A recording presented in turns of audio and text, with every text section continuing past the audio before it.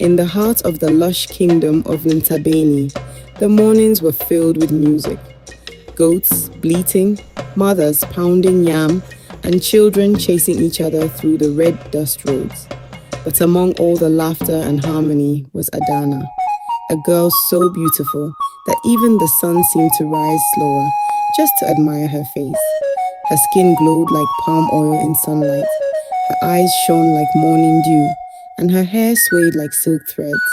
But inside Adanna's heart was a storm. She was rude, proud, and sharp-tongued. When old women passed, Adanna would shout from her mother's hut, "Move aside, grandmothers, the road is not yours alone." When children played too close to her yard, she would throw small stones at them and yell, "Go play with your dirty feet somewhere else." She mocked the crippled man who sold roasted corn, laughed at a widow who couldn't afford new clothes, and once poured away a poor woman's palm wine, saying, "Maybe if you stop drinking, you'll have money to buy a better wrapper." Even her mother, Mama Nkechi, would beg, "Adanna, my child, the tongue that wounds others will one day cut your own heart." But Adanna would shrug and say, "Mama, let them talk. I am beauty itself. People should be honored that I even speak to them." Far away in the golden palace atop the hill, King Obinna sat on his throne, listening to his advisors. He was a young and wise ruler, handsome, patient, and beloved by his people. But he was lonely. He said, "I need a woman with a good heart, not one who only shines outside, but who lights others with her kindness." So the royal messengers were sent across the villages, beating drums and shouting, "The king of Ntabeni seeks a wife. All maidens shall be tested." The whole land buzzed with excitement. Girls dressed in bright colors, mothers polished beads, and even the birds seemed to sing sweeter that week. When Adanna heard the news, she smiled smugly. "Oh, the king? Of course, he will choose me. Who else has my beauty?" Her mother frowned. "My daughter, remember, beauty fades, but goodness stays." Adanna laughed. "Goodness doesn't get you a palace, Mama. Beauty does." She spent days preparing, bathing in coconut milk, oiling her skin, and braiding her hair with gold shells. But she never helped with the house chores. Her poor sister Nena did everything: cooking, cleaning, washing, while Adanna snapped orders. Once, when Nena brought her food, Adanna shouted, "Is this the yam you cooked?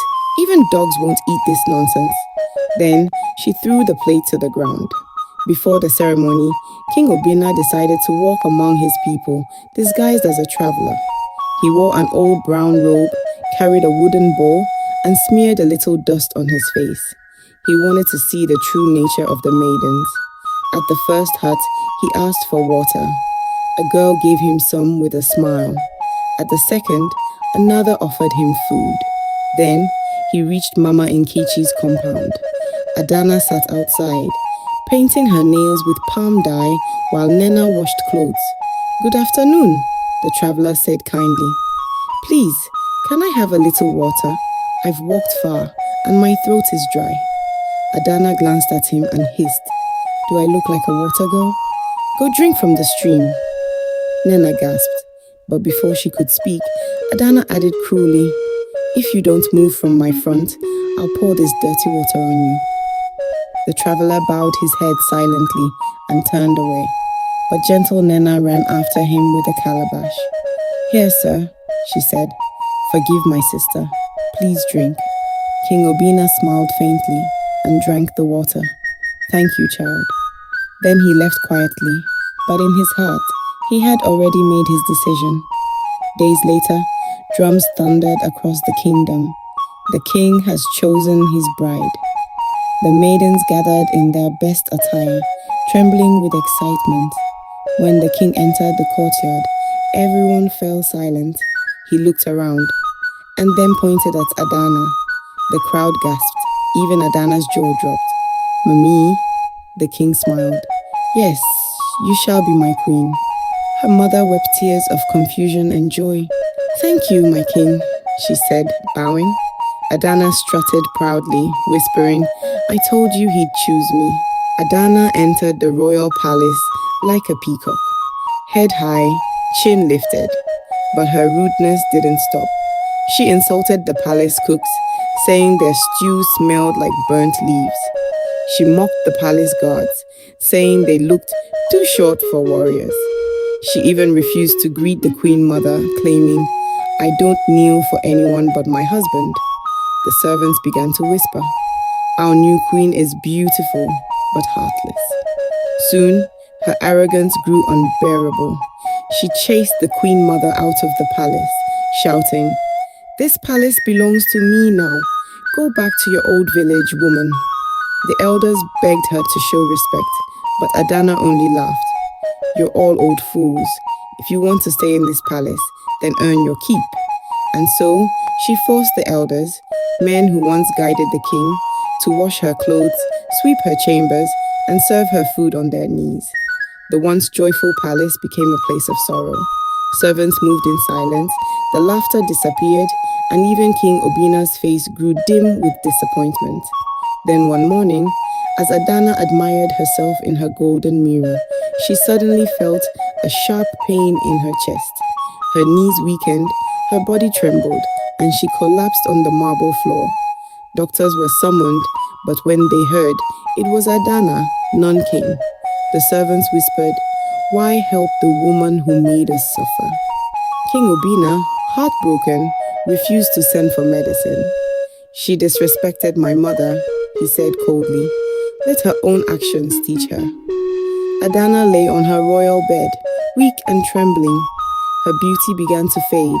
Her glowing skin turned pale, her lips dry, and her once shiny hair fell to the floor. For the first time in her life, the palace was silent.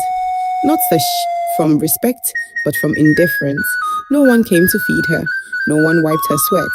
Even the birds that used to sing outside her window no longer came near. On her sickbed, Adanna cried bitterly. Oh God, what have I done? She sobbed. She begged the maids, Please, tell the Queen Mother I am sorry. Tell her to forgive me.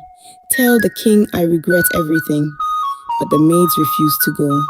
Forgive us, my queen, they said, but your words have cut too deep. Adanna wept until her voice cracked. Her eyes sank, her beauty vanished completely. And at last, she understood the pain she had caused. She whispered weakly, Mama was right. The tongue that wounds others will one day cut your own heart. Days later, Adanna died quietly in her bed, not from poison or curse, but from her own bitterness and loneliness. When word spread through Ntabeni, people shook their heads sadly. The Queen Mother only said, Let every child learn from her story. Pride builds a palace without doors, and rudeness drives away love. As the sun set that evening, the wind carried a soft whisper through the palace walls, reminding everyone that beauty fades, but character lives forever.